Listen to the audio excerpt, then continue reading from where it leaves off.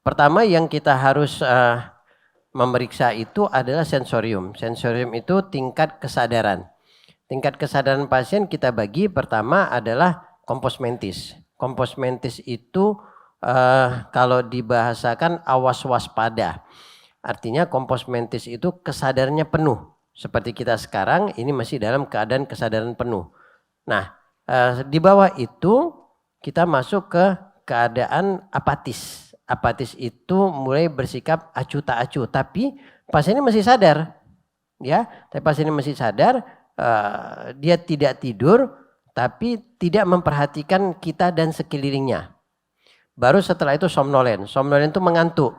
Itu nanti biasanya pun kalau workshop jam-jam 2 siang itu udah mulai itu pesertanya somnolen, ya, udah mulai mengantuk karena udah mulai ada gangguan ke otak, oksigenasi ke otak. Nah, somnolen itu pasiennya mengantuk tapi masih bisa dibangunkan. Jadi dia tidur, Pak, dia akan respon, dia akan bangun ya. Tapi kalau kita diamin dia akan tidur kembali. Itu somnolen. Kemudian setelah itu sopor. Sopor itu kesadarannya sudah semakin menurun, dibangunkan pun tidak bisa, hanya bisa dirangsang dengan nyeri. Baru kemudian di bawah itu koma, di mana dia nyeri pun tidak, tapi kita masih bisa melihat adanya refleks pupil pada pasiennya. Ya, ketika diberikan cahaya, maka pupilnya akan mengalami miosis. Nah, di bawah itu setelah koma itu adalah titik. Artinya nggak ada lagi, pasiennya udah meninggal ya. Kalau nanti titik, nggak ada titik ya, hanya koma ya. Baik, kemudian setelah itu kita masuk ke pemeriksaan nadi. Bagaimana pemeriksaan nadi? Nah, biasanya tuh kita meraba itu di arteri radialis. Secara anatomi, arteri radialis itu terletak di sebelah lateral. Ya, lateral, bukan medial. Ya, jadi ada pernah mahasiswa yang memeriksa di medial, ya, itu di arah lateral. Nah, kita menggunakan 3 jari biasanya, kita menggunakan 3 jari. Nah, kita letakkan di, maaf ya, tangannya angkat sedikit ya. Apa ya?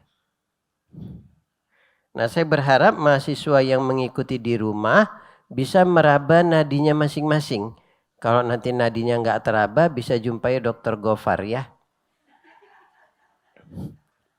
Nah, nanti diraba nadinya ya dengan menggunakan 3 jari,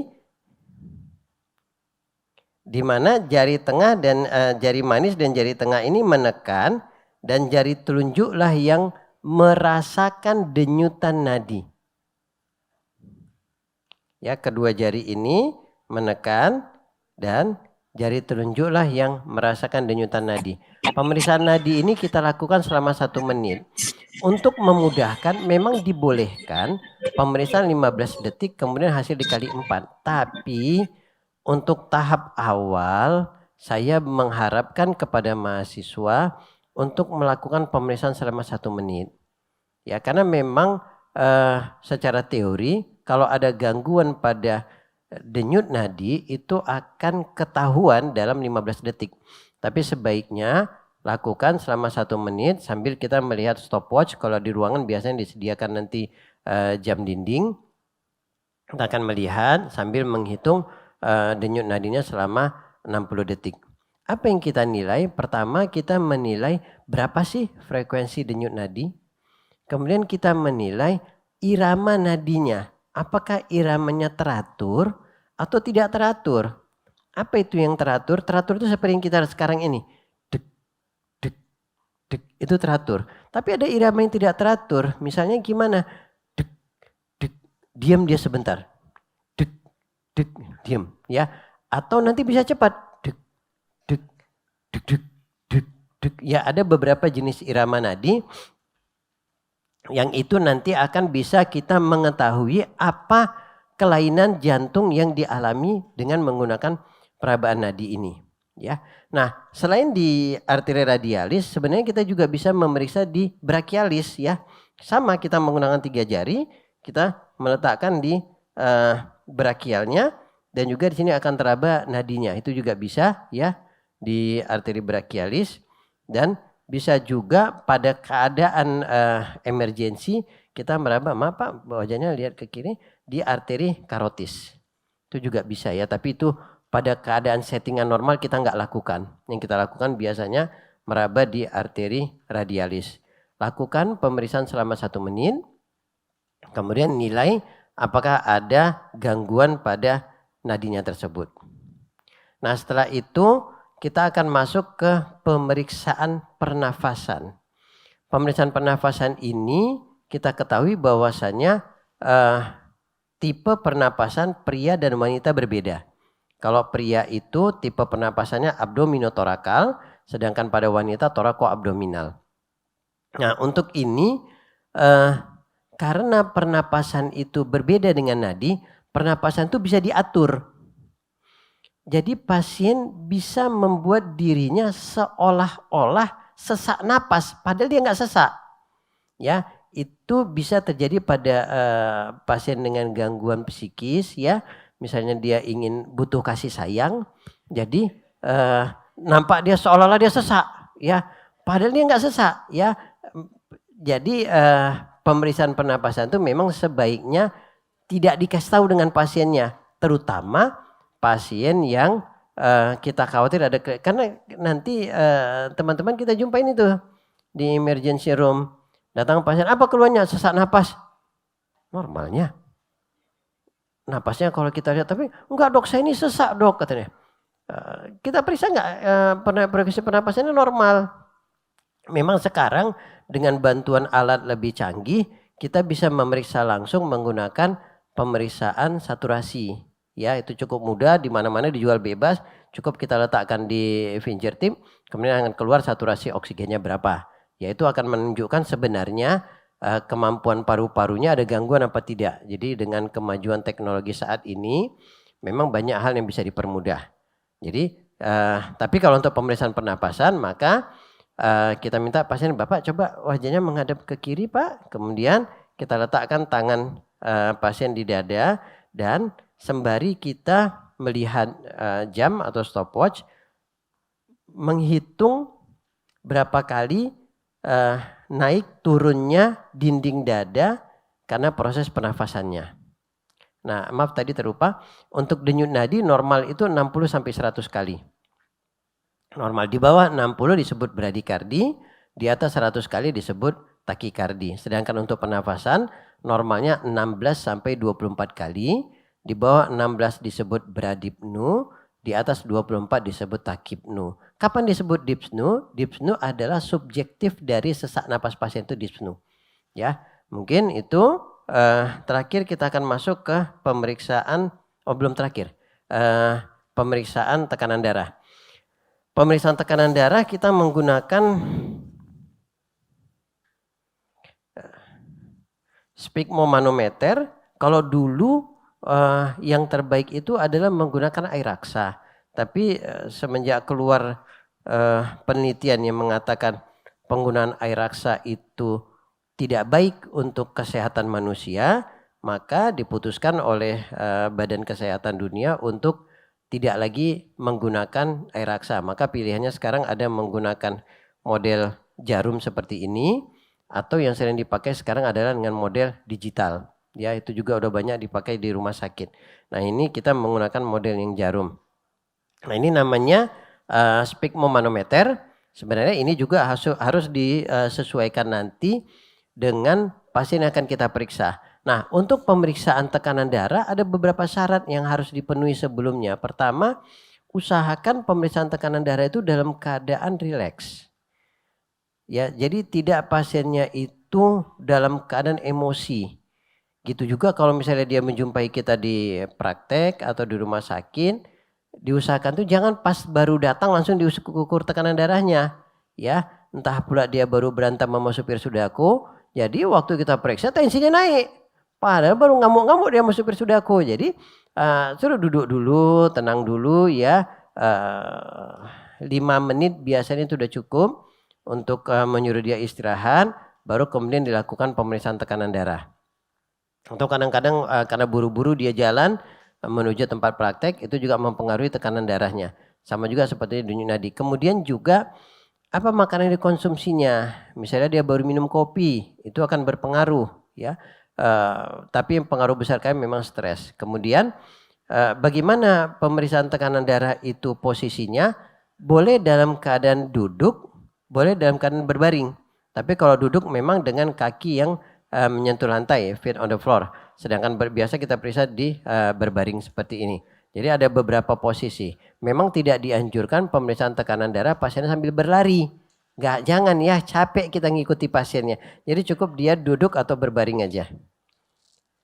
Nah, kemudian mansetnya tadi disesuaikan, ada ukurannya pada dewasa dan pada anak-anak. Pada anak-anak dia ukuran mansetnya lebih kecil lagi.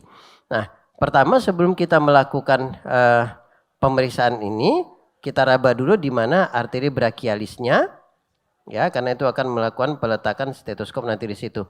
Kemudian kita memasang manset, ya, mansetnya ini dengan posisi tulisan adult size-nya di sebelah atas. Jadi seperti ini kita pasang dan usahakan memang mansetnya ini bersentuhan langsung sama kulit.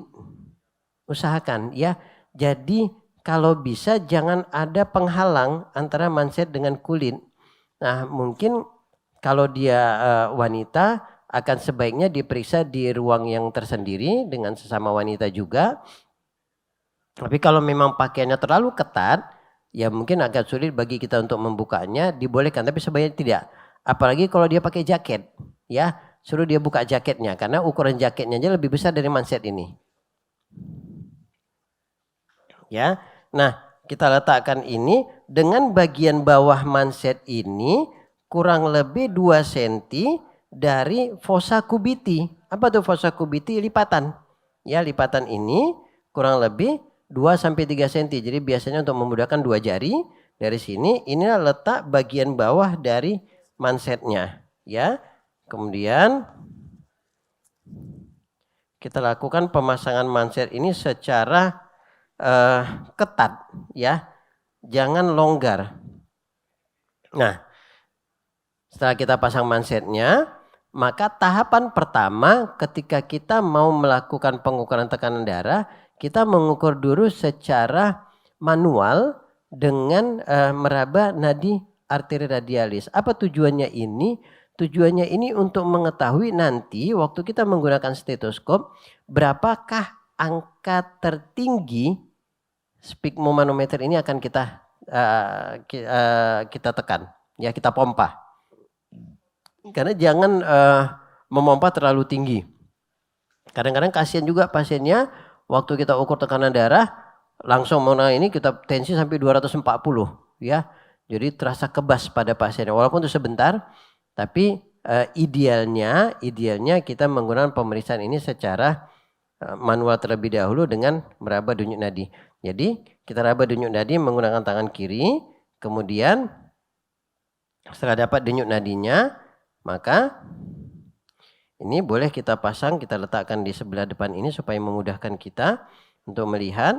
Kemudian kita pompa sampai denyut nadinya menghilang.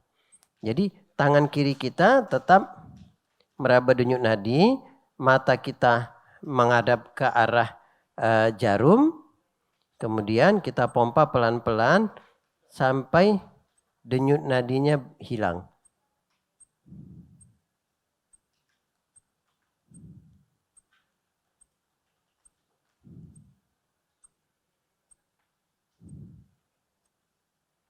Nah, pada pasien ini denyut nadinya hilang di angka 120. Maka dari situ kita sudah mendapat pedoman untuk ketika menggunakan stetoskop, berapakah pompa ini kita lakukan pemompaan untuk angka tinggi yang akan kita dapati tekanan darah di awal nantinya. Cara menghitungnya adalah tambahkan 30 dari angka pemeriksaan secara digital tadi, secara manual tadi. Nah, tekanan darah sendiri itu dibagi nanti ada sistol, ada diastol. Sistol itu adalah denyutan pertama yang kita dengar ketika kita menurunkan pompa, ya, dan terus dia akan berdenyut sampai dia hilang. Hilang itu yang disebut nanti dengan diastol. Setelah kita tahu tadi pasiennya tadi hilang denyut nadinya di 120, maka kita akan memompa di 150. Kemudian kita melakukan pemeriksaan menggunakan stetoskop ya. Menggunakan stetoskop harus diingat kalau menggunakan stetoskop ini menghadap ke arah depan. Kemudian bagian stetoskop ada bagian yang diafragma, ya ini bagian diafragma, sedang ini bagian bel. Nah pastikan kita akan mendengar di bagian diafragma. Kalau bel ini biasanya kita memeriksa di bagian toraks, terutama untuk jantung. Nah pastikan ini yang sedang aktif ya. Itu bisa dilihat dengan melihat dari mana yang terbuka dari tempat di belakang bel. Jadi kalau kita putar, nah kalau ini nampak terbuka maka ini yang aktif. Tapi kalau dia tertutup maka diafragmanya aktif. Kemudian kita pasang stetoskop dan kita letakkan bagian diafragmanya ini di arteri brachialis yang tadi kita sudah raba. Kemudian lakukan pemompaan secara perlahan sampai 30 di atas angka tadi 120. Maka kita pompa pelan-pelan sampai angkanya menjadi 150. Setelah dia dapat angka 150, kita turunkan secara perlahan sambil mendengarkan bunyi pertama yang kita dengar di telinga kita.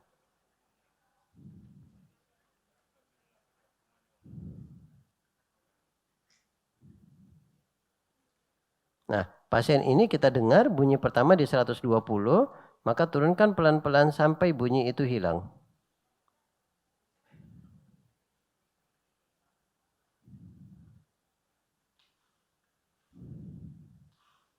Dan bunyi itu hilang di angka 90, maka tekanan darah pasien adalah 120 per 90. Sistolnya 120 dengan diastolnya 90 mm air raksa.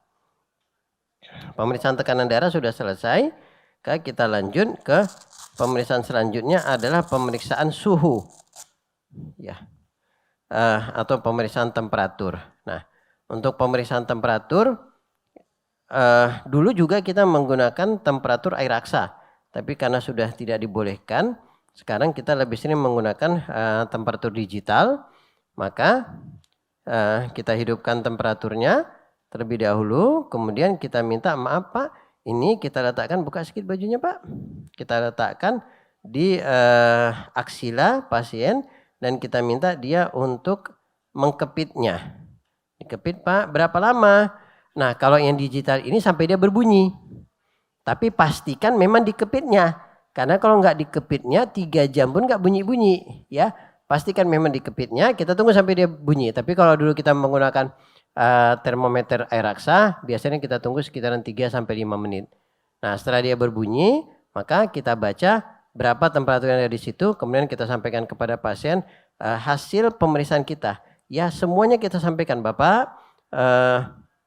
Dari pemeriksaan tadi, denyut nadi Bapak saya dapati 80 kali dan itu masih dalam batas normal. Penapasan Bapak 20 kali itu juga normal. Tekanan darah 120 per 90 normal. Dan penapasan Bapak 37 derajat. Ya.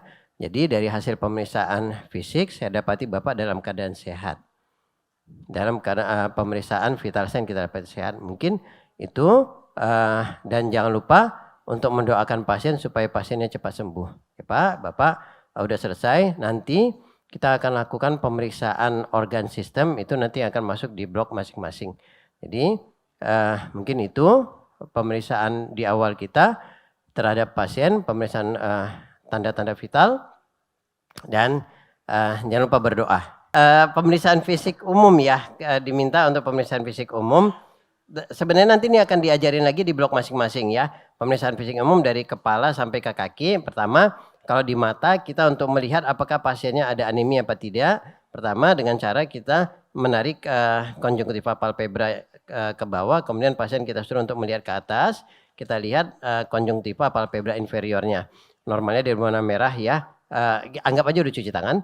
Kemudian untuk meriksa sklera kita tarik bagian konjungtiva palpebra superior ke atas, kemudian kita melihat lapisan bola mata pasien, kita suruh melihat ke bawah. Kadang-kadang untuk memudahkan kita suruh dia untuk melihat tangan kita. Pak, tengok tangan saya Pak ya. Tangannya ini Pak ya, nggak usah yang ini Pak ya, Bapak nengoknya yang ini aja Pak ya. Nah, kemudian kita lihat nanti warna skleranya ya.